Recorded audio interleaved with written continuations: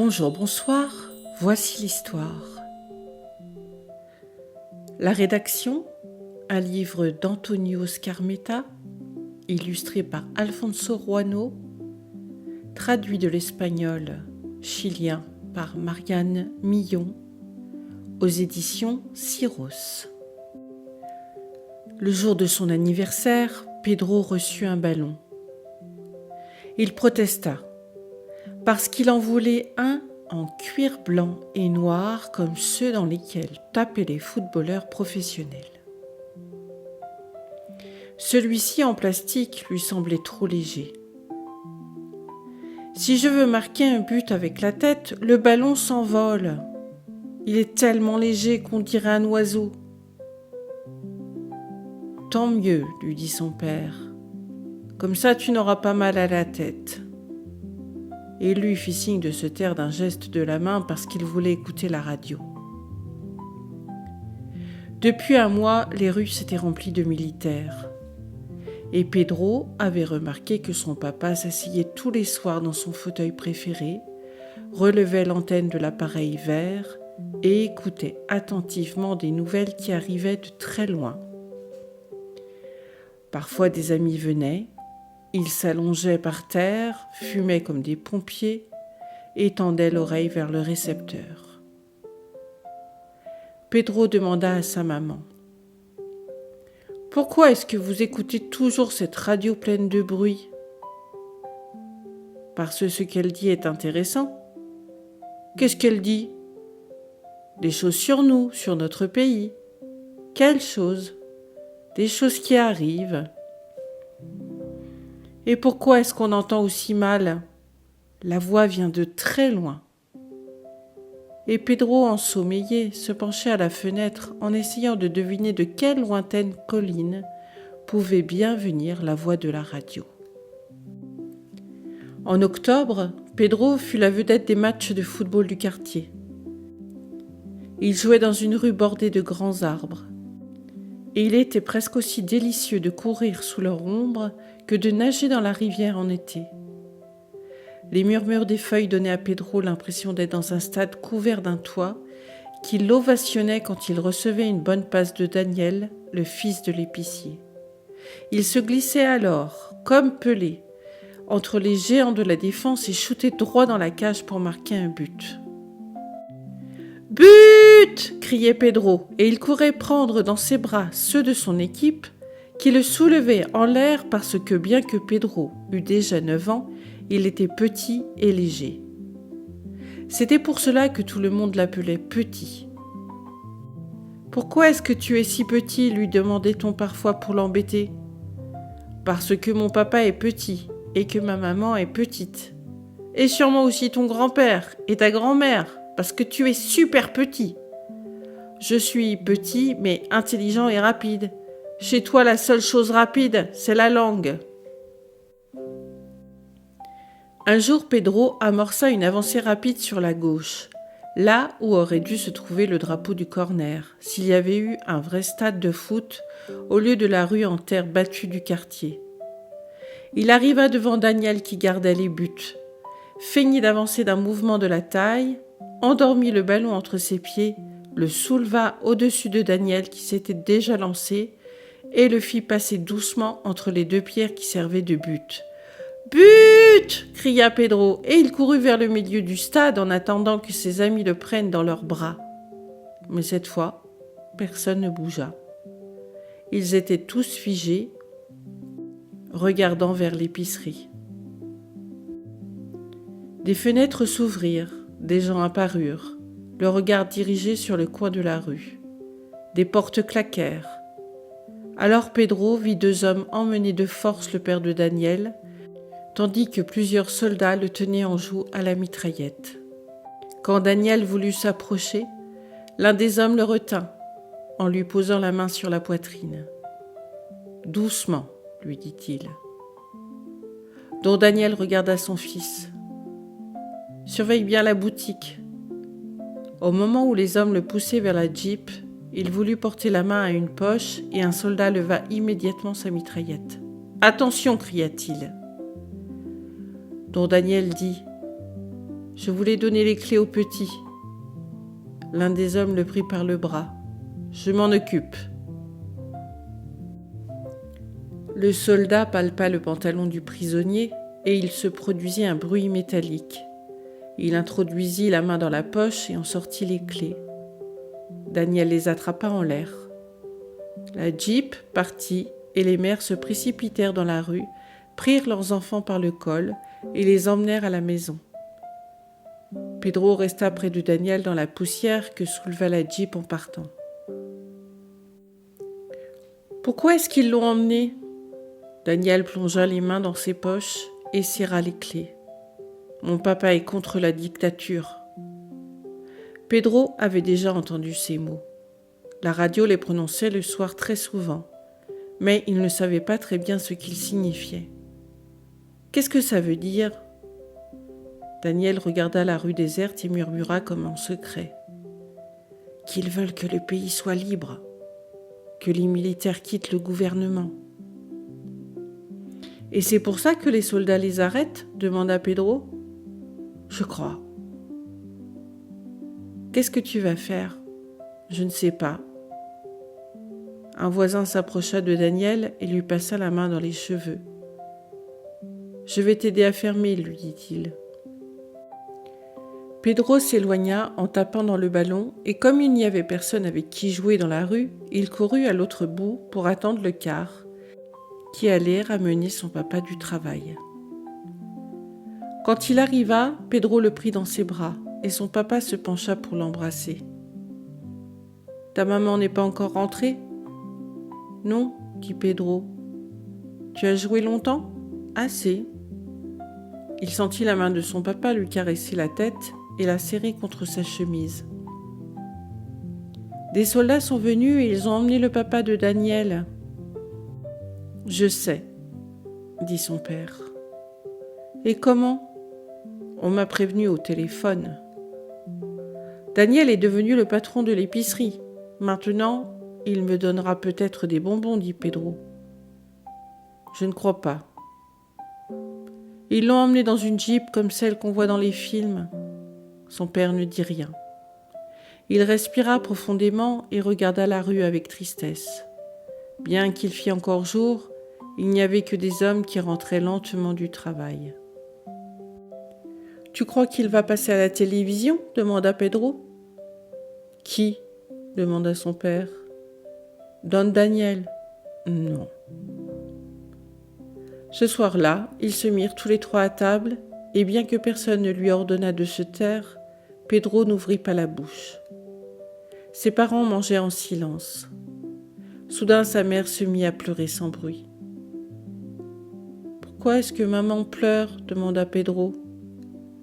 Le père regarda d'abord son fils, puis sa femme, et ne répondit pas. Sa mère lui dit « Je ne pleure pas. »« Quelqu'un t'a fait quelque chose ?» demanda Pedro. « Non, dit-elle. » Ils finirent le dîner en silence et Pedro alla mettre son pyjama.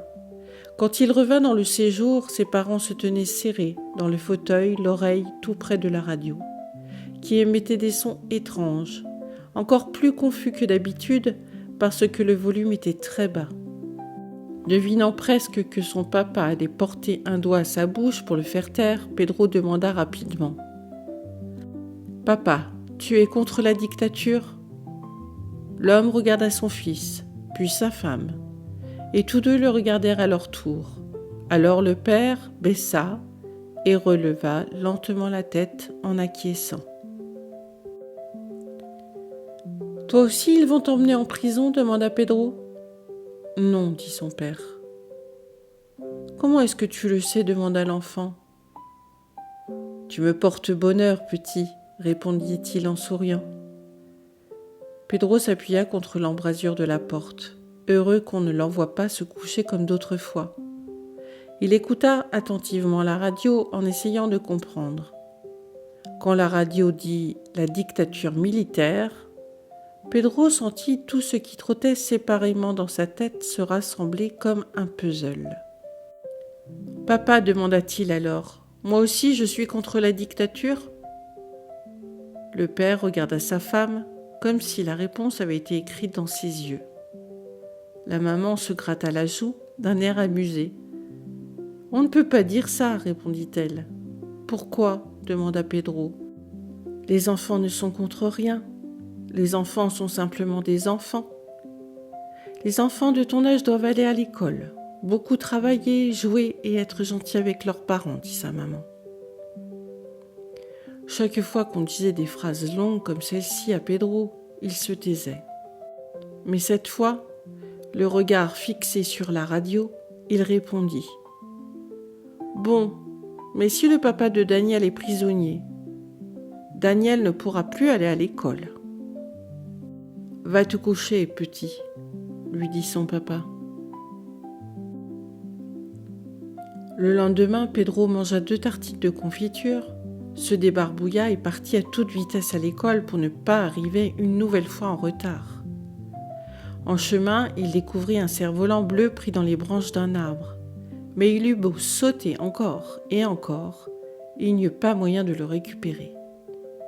Le ding-dong de la cloche résonnait toujours quand la maîtresse entra, très raide, accompagnée par un monsieur en uniforme militaire, une médaille sur la poitrine, des moustaches grises et des lunettes plus noires que des genoux sales. La maîtresse dit « Debout les enfants, tenez-vous bien droit. » Les enfants se levèrent. Le militaire souriait avec ses moustaches en brosse sous les verres noirs. « Bonjour les enfants. Je suis le capitaine Romero et je viens de la part du gouvernement, c'est-à-dire du général Perdomo, pour inviter tous les enfants de toutes les classes de cette école à écrire une rédaction. Celui qui écrira la plus jolie recevra de la propre main du général Perdomo une médaille en or et un ruban comme celui-ci, aux couleurs du drapeau. Et bien sûr, c'est lui qui portera le drapeau au défilé de la Semaine de la Patrie. » Mit les mains dans son dos, écarta les jambes d'un petit saut et raidit le cou en levant un peu le menton. « Attention, asseyez-vous. » Les enfants obéirent. « Bien, » dit le militaire. « Sortez vos cahiers. Vos cahiers sont prêts ? Bien. Sortez vos crayons. Vos crayons sont prêts ? Notez. Titre de la rédaction. Ce que fait ma famille le soir. Compris ? C'est-à-dire ce que vous faites quand vous revenez de l'école et ce que font vos parents quand ils rentrent du travail. Les amis qui viennent, de quoi ils parlent, ce qu'ils disent en regardant la télévision. Tout ce qui vous viendra à l'idée en toute liberté, d'accord ? 1, 2, 3, commencez. « On peut gommer, monsieur ?» demanda un enfant. « Oui, » dit le capitaine. « On peut écrire au stylo-bille ? » « Oui, mon garçon, bien sûr. »« On peut écrire sur des feuilles quadrillées, monsieur ? » ?»« Parfaitement. »« Combien de pages faut-il écrire, monsieur ? » « 2 ou 3. »« 2 ou 3 » protestèrent les enfants. « Bon, » rectifia le militaire. « 1 ou 2. Au travail. » Les enfants se mirent le crayon entre les dents et commencèrent à regarder au plafond pour voir si l'inspiration allait tomber du ciel. Pedro mordit son crayon, mais il n'en tira pas un mot. Il se gratta le nez et colla sous sa table une crotte qu'il en sortit par hasard. Juan, au pupitre voisin, se rongeait les ongles un par un. « Tu les manges ?» demanda Pedro. « Quoi ?» dit Juan. « Les ongles. »« Non, je les coupe avec les dents et puis je les crache, comme ça, tu vois ?» Le capitaine s'approcha dans l'allée et Pedro put voir de près la boucle dure et dorée de sa ceinture. « Et, vous deux, vous ne travaillez pas ?»« Si, monsieur, dit Juan. » Et il fronça les sourcils à toute vitesse, tira la langue et inscrivit un grand A pour commencer la rédaction. Quand le capitaine se dirigea vers le tableau et se mit à parler avec la maîtresse, Pedro regarda la feuille de Juan et lui demanda « Qu'est-ce que tu vas mettre ?»« Quelque chose et toi ?»« Je sais pas, dit Pedro. »« Qu'est-ce que tes parents ont fait hier ?» demanda Juan. « Comme d'habitude. Ils sont arrivés, ils ont mangé, ils ont écouté la radio et ils sont allés se coucher. Pareil pour ma maman. » Ma maman s'est mise à pleurer tout d'un coup, dit Pedro. Les femmes pleurent tout le temps. Moi, j'essaie de ne jamais pleurer. Ça fait à peu près 1 an que je n'ai pas pleuré. Et si je te donne un coup de poing dans l'œil et qu'il devient tout violet, tu ne vas pas pleurer ? Et pourquoi tu me ferais ça, puisque je suis ton ami ?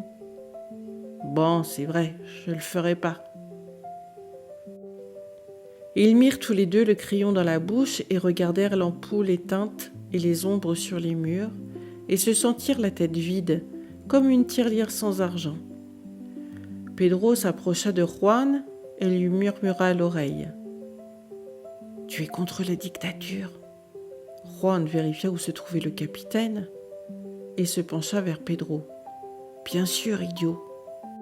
Pedro s'écarta un peu et lui adressa un clin d'œil en souriant. Puis, il fit semblant d'écrire et continua à lui parler. « Mais tu es un enfant. » « Et alors ? Maman m'a dit que les enfants, commença Pedro. Ils disent toujours ça. On a emmené mon papa dans le Nord, comme celui de Daniel. Oui, pareil. » Pedro regarda la feuille blanche et lut ce qu'il avait écrit. « Ce que fait ma famille le soir. Pedro Malbran, école Syria, CE2. » Juan, si je gagne la médaille, je la vends pour m'acheter un ballon de foot taille 5 en cuir blanc et noir. Pedro mouilla la pointe de son crayon avec un peu de salive, soupira profondément et se lança. Quand mon papa revient du travail... Une semaine s'écoula. Un arbre tomba de vieillesse sur la place. Le camion des poubelles ne passa pas pendant 5 jours et les mouches se cognaient dans les yeux des gens. Gustavo Martinez de la maison d'en face se maria et il distribua des parts de gâteaux aux voisins. La Jeep revint et on emmena le professeur Manuel Pedraza.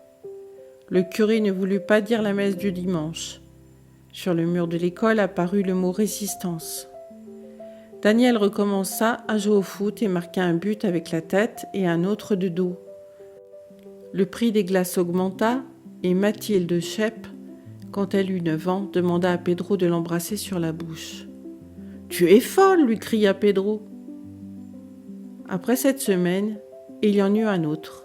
Et un jour, le militaire revint avec les copies, un paquet de bonbons et un calendrier avec la photo d'un général.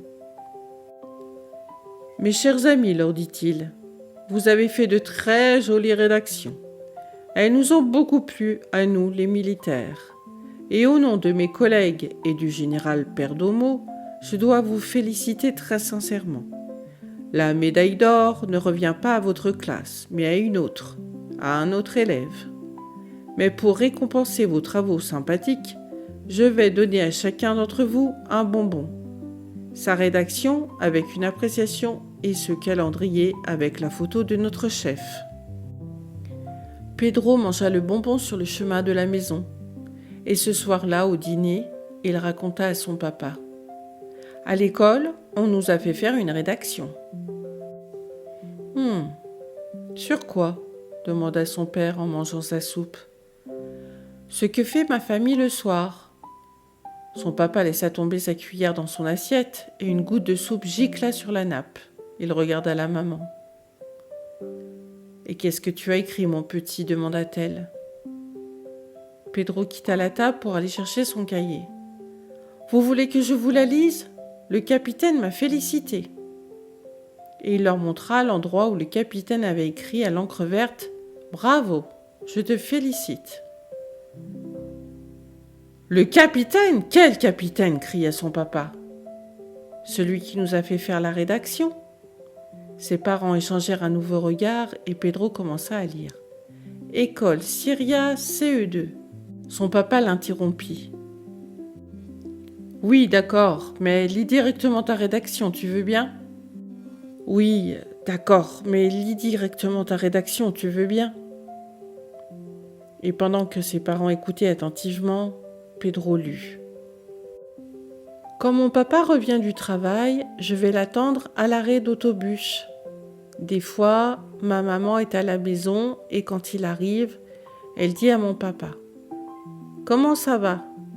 Comment ça s'est passé aujourd'hui ? » « Bien, lui répond mon papa. Et toi, comment ça s'est passé ? » « Ça va, lui dit ma maman. Alors je sors jouer au foot et j'aime marquer des buts avec la tête. Après, ma maman arrive et elle me dit : « Allez, Pedrito, viens manger. » Alors on se met à table et je mange toujours de tout, sauf la soupe, que je n'aime pas. Après, tous les soirs, ma maman et mon papa s'assoient dans leur fauteuil et jouent aux échecs. Et moi, je finis mes devoirs. Et ils continuent à jouer aux échecs jusqu'à l'heure d'aller se coucher. Et après, je ne peux pas raconter parce que je m'endors. Note, si on me donne un prix pour la rédaction, j'espère que ce sera un ballon de foot, mais pas en plastique. Pedro leva la tête et vit que ses parents souriaient. Bon, dit son papa, il va falloir acheter un jeu d'échecs, on ne sait jamais. Voilà, mon histoire est finie. Un petit pouce si vous l'avez aimé. Et pour soutenir mon travail, vous pouvez vous abonner à ma chaîne pour suivre les nouvelles histoires. Au revoir.